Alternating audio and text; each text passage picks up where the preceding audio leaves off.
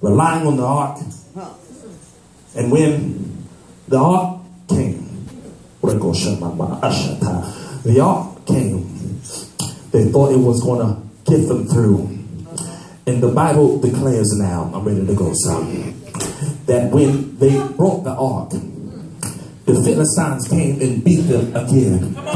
And not only did they beat them again, they beat them worse than they did before. And then they took the ark. And it was a great crowd in the nation of Israel. I'm trying to help you. Some of the things you lost, you think it was something that you had to hold on to keep you going. And God says, I'm going to strip you of some of these things to see if you can still worship me without. You were crying because you lost your car.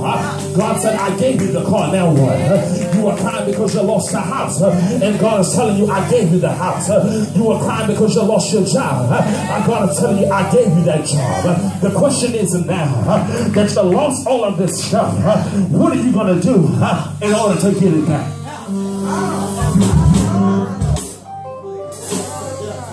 But the funny thing is, no matter how much we mess up, no matter how much we fall, no matter how much we disappoint God, no matter how bad we make things worse, God is telling somebody tonight that you're still anointed. Israel messed up all of these years. They were in the wilderness for 40 years because they were stubborn and didn't want to listen to God. The Bible says they were acting like a wild ass. That's what I said. They were acting like a wild ass, but they were still anointed. You need to realize that just because you're messed up, you're still anointed. Tap your neighbor and say, I'm a mess, but I'm still anointed. Yeah, you need to realize that God is not going to leave you nor forsake you. You gotta understand that what you're going through is all for a season. What I'm trying to help you, at the end of that verse, the Bible declares that in 7 months that the ark was with the Philistines. What am I trying to teach you? Some of y'all, over the past 7 months, been losing by the wayside. You've been losing houses. You've been losing cars. You've been losing money. But I heard God say, payday is coming after a while. You need to realize one thing, that when they took the ark, the Bible declares that they trespassed against the Lord. What am I trying to tell you? I'm trying to let you know that when you trespass and touch something that God has anointed, there is a penalty you're going to have to pay. Yeah, Lord. You need to realize that every time the enemy touches your stuff, he's trespassing against the Lord. What am I telling you? The Bible declares that when the Philistines took the ark, all of the Philistines in the camp began to get hemorrhoids, and they were getting drops. That's what I'm trying to help you. Your enemies can touch your stuff, but they don't realize the penalty for touching your stuff. Yeah, Lord, I'm trying to help you to let you know that every time the Philistine army tried to move the ark, everywhere it went, that plague went along with it. So everywhere they went, they said, listen now, we got to get rid of this thing. I can't hold on to it no more. Every time I'm around this thing, I start feeling funny. I start falling by the wayside. What am I trying to tell you? The enemy has been taking your stuff over the past 7 months.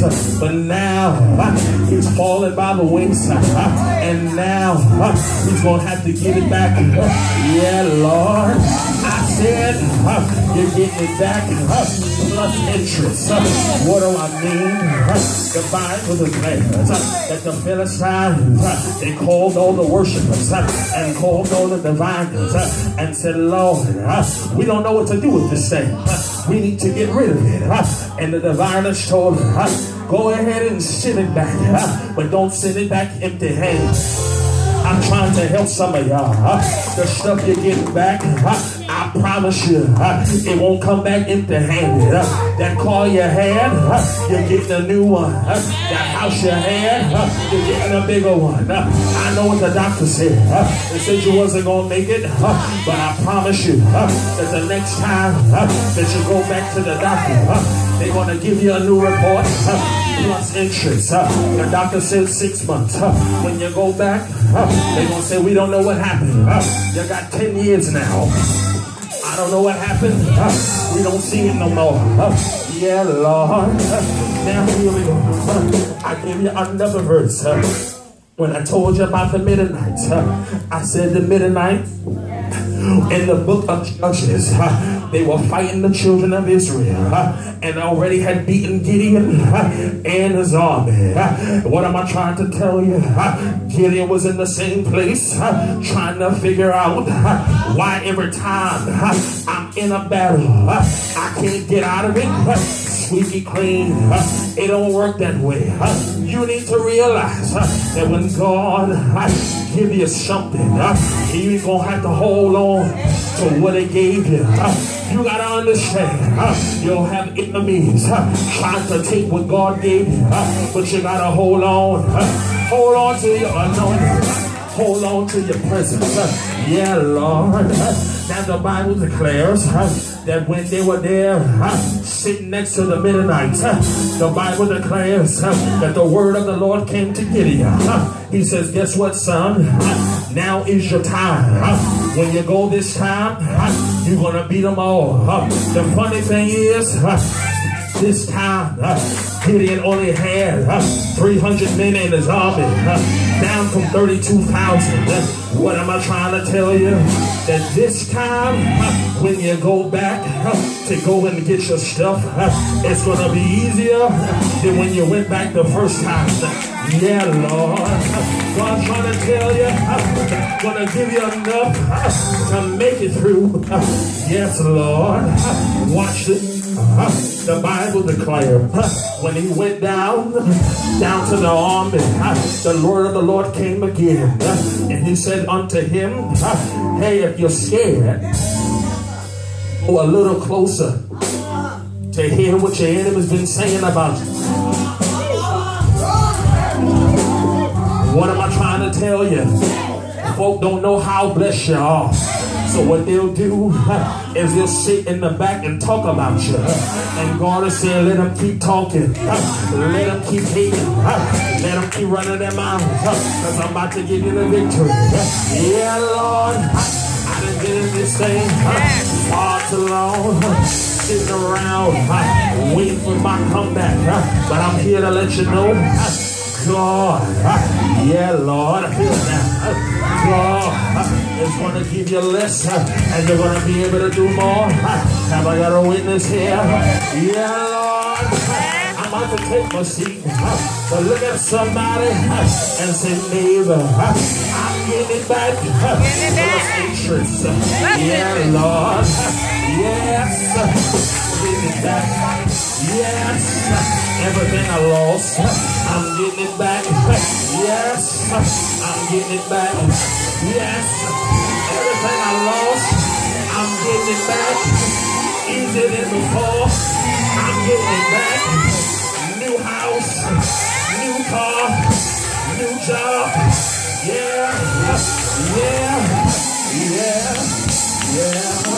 Look at your neighbor and tell your neighbor, are you ready? Are you ready to get back what you lost? Yeah, Lord. The enemy thought he could hold on to your stuff. He was trespassing and didn't even know. But God just said, tell the enemy to go directly to jail. Do not pass go. Yeah. And when you go, collect $200 and give it to my children because you shouldn't have had it in the first place. Yeah, Lord. Tap your neighbor and shout, neighbor. I'm getting it back. I'm getting it back. Plus interest. Plus interest. Yes. Yes. Yeah. Yes. Yeah. Yeah.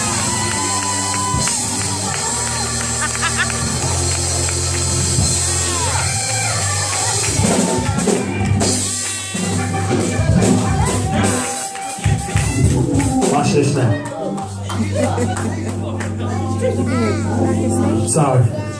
Me and Jesus having the praise part in my head. The reason why is because over the past 12 months, I did nothing but lose. I lost a car. Come on now. I got another one. Come on now. I was going to lose a house, but I still got it. And guess what? The house I got is better than the one I had. Lord Jesus, I'm helping. My car is paid for. I ain't got no note.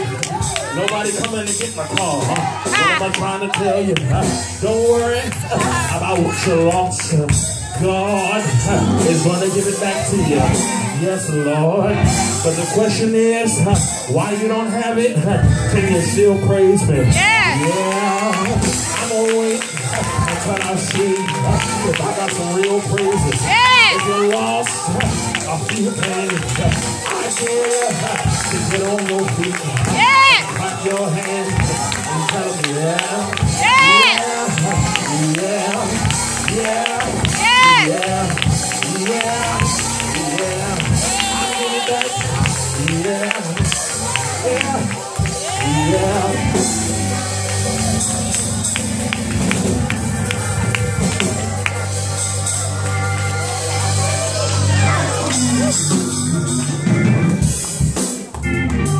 Some of y'all been crying long enough. Lord, why'd you take my car? Why you take my house?